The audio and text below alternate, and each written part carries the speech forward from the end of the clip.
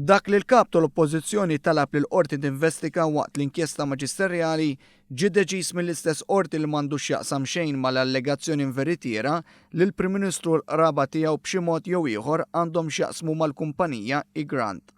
Il-maġistrat li qed jisma' din l-inkjesta mhuwiex se jkompli jisma' l-allegazzjoni ta' Simon Busuttil fil-konfront ta' Keith Schembri għalhekk wieħed irid jara jekk dan ir-rapport għandux jinstema' minn maġistrat ieħor.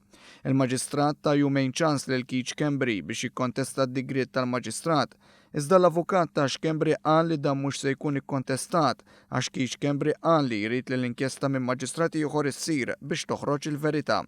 Fi stqarrija tal-Partit Laburista ntqal li bid-deċiżjoni li ħadet il-qorti llum jirriżulta ċar iktar minn qatt qabel li l-allegazzjonijiet li saru mill-kap tal-Oppożizzjoni fil-konfront tal-Prim Ministru huma gidba. Dak li qalet il-qorti llum jikkonferma li l-kap tal-Oppożizzjoni ma ppreżenta l-ebda prova kontra il-Prim Ministru. Fil-fatt tagħmel biss allegazzjonijiet kontra Keith Schembri li l-qorti qalet li se tgħaddihom fuq qorti oħra. Dan huwa biss ħmiġ pre-elettorali minn kap tal-Oppożizzjoni li jinsab id-disprat.